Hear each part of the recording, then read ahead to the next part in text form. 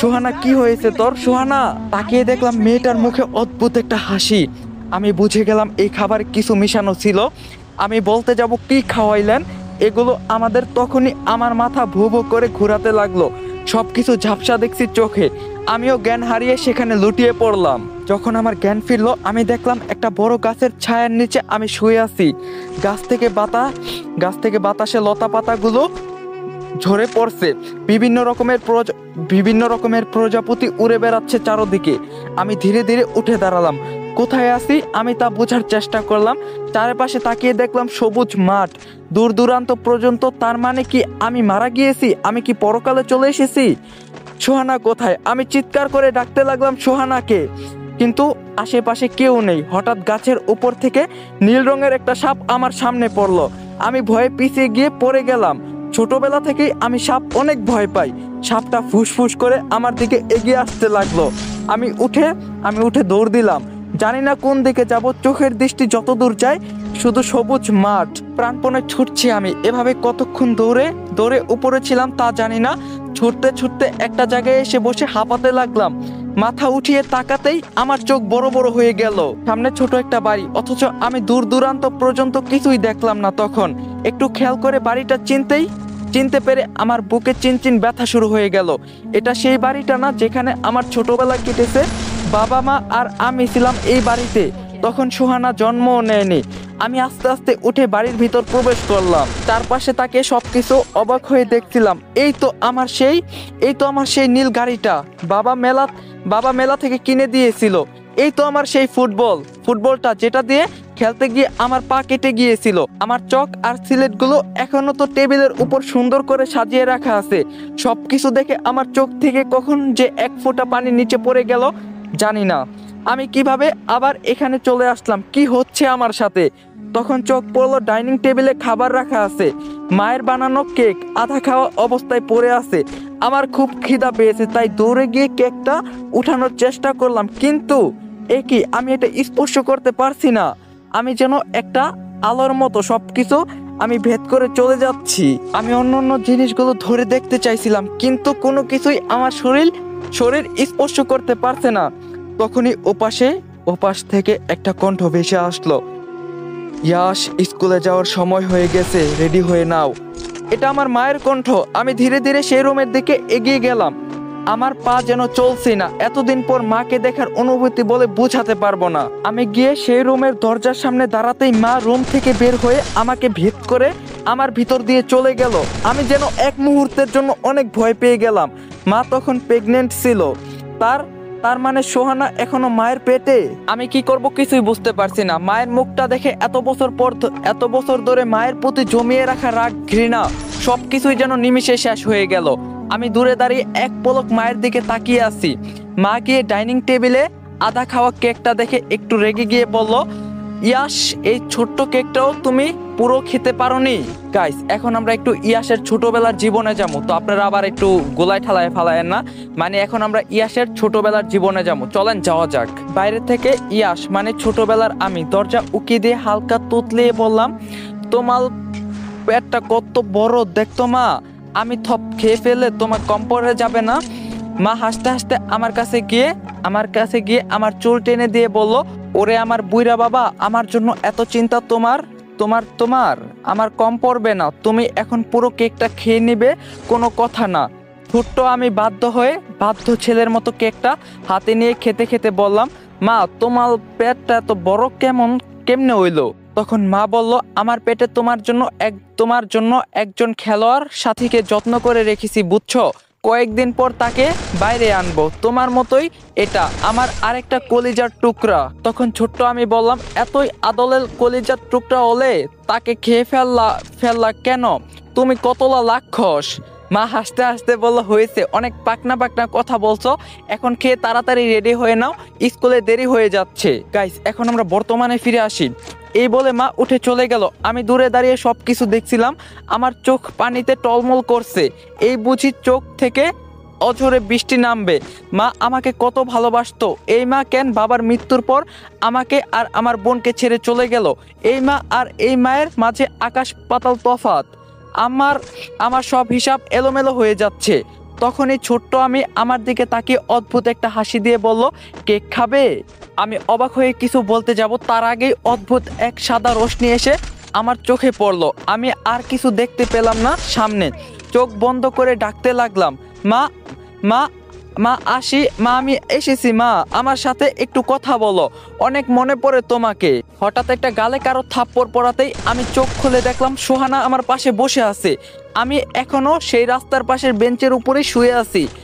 আমাকে চোখ খুলতে দেখে সোহানা বলল, কিরে কোন জগতে ছিলি তুই? মাকে কেন ডাকছিলি বারবার, কি হয়েছে তোর? আমি ধরফর করে উঠে বসলাম। কি হয়েছিল আমাদের? এই খাবারে কি মিশানো ছিল?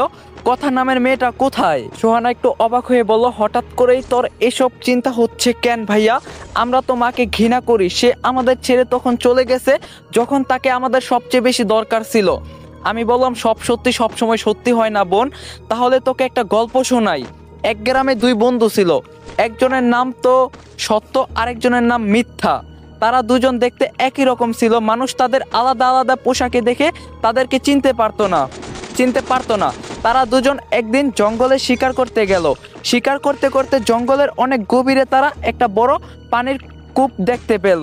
তারা দুজনেই ঠিক করলো এখানে তারা গোসল করবে, তাই নিজেদের কাপড় খুলে কূপের উপর রেখে কূপে নেমে পড়লো গোসল করার জন্য। সত্য ছিল অনেক সাহসী, তাই সে আগে কূপে নামলো। থেকে মিথ্যা সব সময় সত্যের উপর হিংসা করত, কারণ সবাই সত্যকে বেশি ভালোবাসতো। তাই মিথ্যা কুয়ায় না নেমে সত্যের খুলে রাখা জামা কাপড় পরে নিল এবং সত্যকে সেই কূপে একা ফেলে চলে গেল। গ্রামে ফিরে আসার পর সবাই তাকে সত্য হিসাবে গ্রহণ করে নিল পোশাক দেখে। আর ওইদিকে জঙ্গলের কুয়ায় আসল সত্য চাপা পড়ে গেল চিরদিনের জন্য। তখন থেকে পুরো পৃথিবীতে মিথ্যা সত্যের পোশাক পরে ঘুরে বেড়াচ্ছে, আর আমরা সেই মিথ্যাকেই সত্য হিসাবে মেনে নিয়ে চলছি। কেউ আসল সত্যের খোঁজে সেই কুয়া পর্যন্ত যায় না। তাই আমাদের মা কি সত্যি সত্যি এমন করছিল, নাকি আমরা এত বছর একটা মিথ্যাকে সত্য হিসাবে মেনে এসেছি? সেটাই খুঁজতে আমাদের সেই কুয়ার কাছে যেতে হবে যেখানে আসল সত্য চাপা পড়ছে। কথা নামের মেয়েটা যেই হোক না কেন, সে আমাদের সত্য দেখানোর জন্যই এসেছিল। সোহানা বলল, তার মানে আমাদের এখন গ্রামে আমাদের সেই বাড়িতে যেতে হবে যেই বাড়ি অনেক বছর আগে আমার কাকারা দখল করছিল। আমি বললাম, হ্যাঁ, সময় হয়েছে আমাদের জিনিস ফিরিয়ে নেওয়ার। এখন আমাদের গ্রামে যাওয়ার জন্য গাড়ি ভাড়া লাগবে, যেটা জোগাড় করার জন্য কিছুদিন এই শহরে থাকতে হবে। এখন সোহানা বলল, আমরা তো চাইলে হেঁটেই চলে যেতে পারি। আমি ভুরু কুচকে বললাম, তোর ব্রেন যে হাঁটুর সেটা আবার প্রমাণ করলি। 560 মাইলের রাস্তা তুই হেঁটে যাবি, তাই না? সোহানা বলল, তাহলে কোথায় থাকবো আমরা, আর টাকার জোগাড় কিভাবে হবে? আমি একটু চিন্তা করে বললাম, চল গিয়ে দেখি সেই চাঁদের পরিতে আমাদের জন্য জায়গা হয় কিনা। আমরা রওনা হলাম সেই বাড়ির উদ্দেশ্যে। জুজুর খাবারের ঘোর এখনো কাটেনি, সে এখনো ঘুমিয়ে আছে। সোহানা জুজুকে কোলে নিয়ে নিল। আমরা গিয়ে চাঁদের পরীর বাড়ির সামনে দাঁড়ালাম। চেক করে দেখলাম আমার রেখে যাওয়া পাথরটা এখনো আছে, তার মানে এই বাড়ি সম্পূর্ণ ফাঁকা। খুশি হয়ে সোহানাকে বললাম, চাবির ছড়াটা দে। সোহানা জুজুকে নিচে রেখে ব্যাগ থেকে চাবির ছড়া বের করে এগিয়ে দিল। এখানে অনেক নকল চাবি আছে, সব রকমের তালা খোলার চাবি মজুদ আছে আমার কাছে। আমি চারদিকে তাকিয়ে দেখলাম কেউ আছে নাকি আশেপাশে। কাউকে দেখতে না পেয়ে গেটের তালা খুলে ফেললাম। অনেকদিন বন্ধ থাকায় গেটটা জং ধরে খুব টাইট হয়ে গেছে। জোরে ধাক্কা দিতে ক্যাত করে শব্দ করে গেটটা খুলে গেল। একটা গরম বাতাস আমার শরীরে এসে লাগলো। গেট খোলার সাথে সাথে আমার মনে হলো কিছু একটা আমার শরীর ভেদ করে চলে গেল। গাইস, যদি এই পার্টটা ভালো লাগে বেশি বেশি করে কমেন্ট করবেন। আমার মনে হলো কিছু একটা আমার শরীর ভেদ করে চলে গেল। আমাকে এভাবে দাঁড়িয়ে থাকতে দেখে পিছন থেকে সোহানা বলল, কিরে ভাইয়া, কি হয়েছে, ভিতরে যাচ্ছিস না কেন? তখন আমি বললাম, না এমনি, আয় ভিতরে যাই আমরা। এই বলে ভিতরে পা রাখতেই শরীরে কেমন যেন এক শিহরণ বয়ে গেল। ততক্ষণে জুজুর চোখ খুললো। সোহানা খেয়াল করলো জুজু এক দৃষ্টিতে বাড়ির দোতলায় তাকিয়ে আছে ভয়ার্ত চোখে। ও যেন কাউকে দেখে ভয় পাচ্ছে। সোহানা দোতলার দিকে তাকিয়ে কিছুই দেখতে পেল না। তেমন একটা পাত্তা না দিয়ে সোহানা জুজুকে কোলে নিয়ে গেটের ভিতর পা রাখতেই জুজু চিৎকার করতে লাগলো। আমরা দুজন অনেক অবাক হয়ে গেলাম। জুজু অনেক শান্ত প্রকৃতির, ও কখনো এমন চিৎকার করে না, আজ হঠাৎ এমন করছে কেন? জুজু সোহানার হাত কামড়ে দিয়ে কোল থেকে লাফ দিয়ে নেমে দৌড়ে গেটের বাইরে চলে গেল।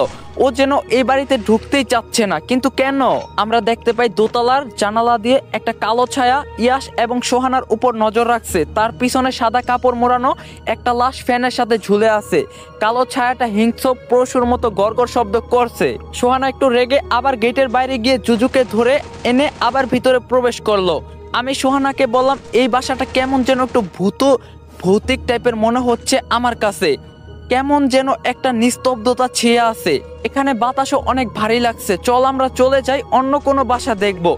তখন সোহানা বলল, না আমি যাব না। এত সুন্দর রাজপ্রাসাদের মতো বাড়িতে 2টা দিন না থাকতে পারলে সারা জীবন আফসোস থেকে যাবে।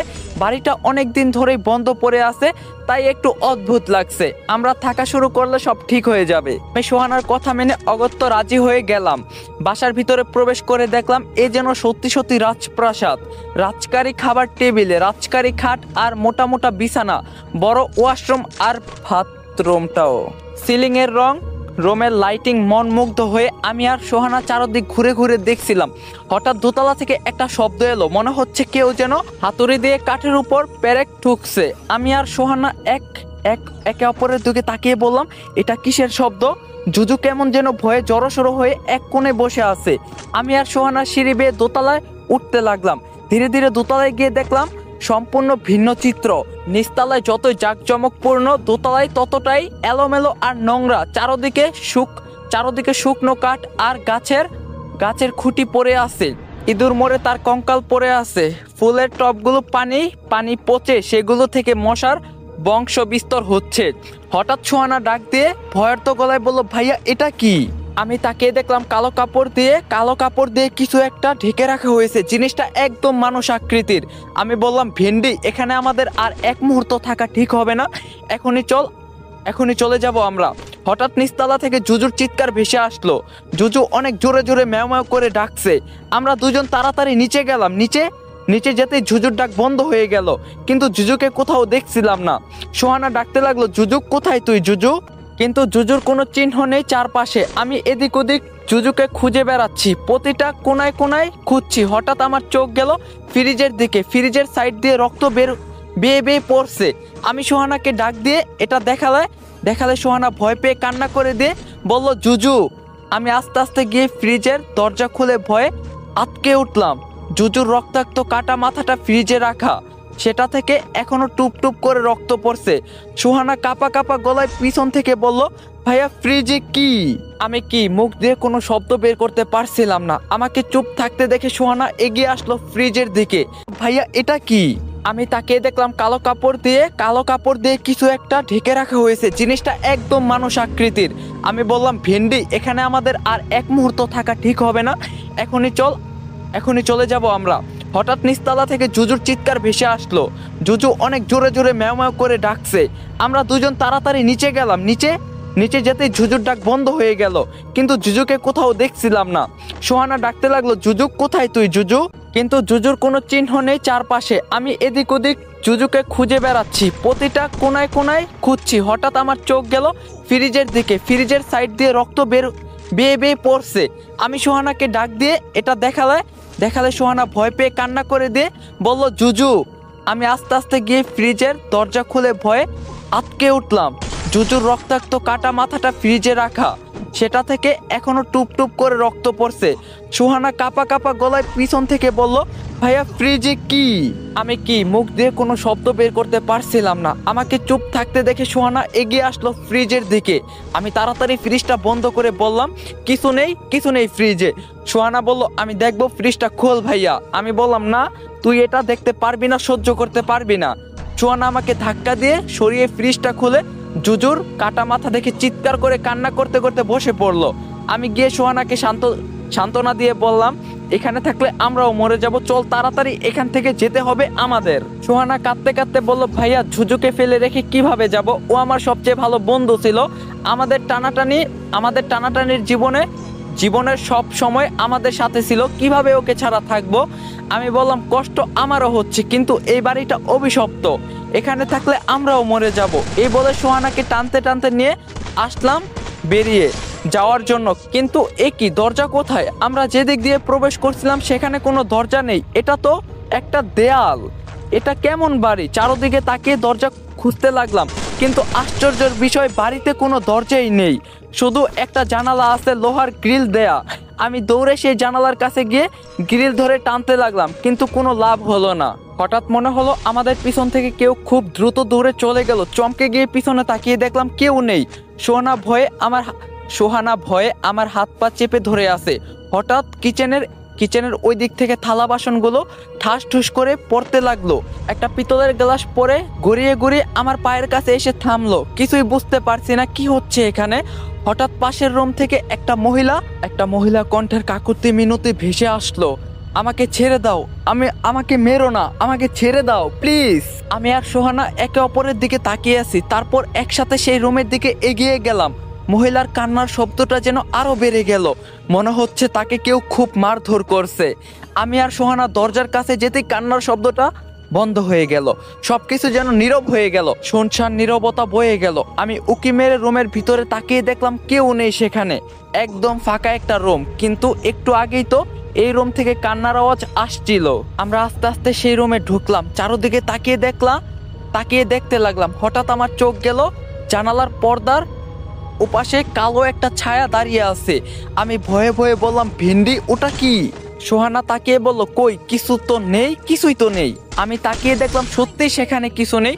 মনের ভুল ভেবে যাই না রুম থেকে বের হতে যাব, তখনই উপর থেকে একটা সাদা কাপড় পরা লাশ ঝুলে পড়লো। সেটা ফ্যানের সাথে ঝুলেছিল। আমরা চিৎকার দিয়ে সেই রুম থেকে বের হয়ে আবার সেই জানালার কাছে এসে দাঁড়ালাম। সোহানা এখনো ভয়ে কাঁপছে। আমি ওকে ভয় কাটানোর জন্য বললাম, কিছু হয়নি, আমরা যেভাবেই হোক এখান থেকে বের হয়ে যাব, নিজেকে শান্ত রাখ। সোহানা কেঁদে দিয়ে বলল, কিভাবে? এই বাড়িতে প্রবেশ করার জন্য দরজা থাকলেও বের হওয়ার জন্য কোনো দরজা নেই। আমরা এখানে মারা পড়বো ভাইয়া, এখান থেকে জীবিত বের হতে পারবো না। জুজু অলরেডি মারা গেছে, এখানে কিছু তো আছে ভাইয়া। আমি কিছু না বলে জানালার গ্রিল ধরে বাইরে তাকাতেই হঠাৎ আমার চোখ গেল বাইরের বাগানের দুজন লোক কাজ করছে। আমি খুশি হয়ে তাদের ডাক দিলাম, এই যে ভাইয়া শুনছেন,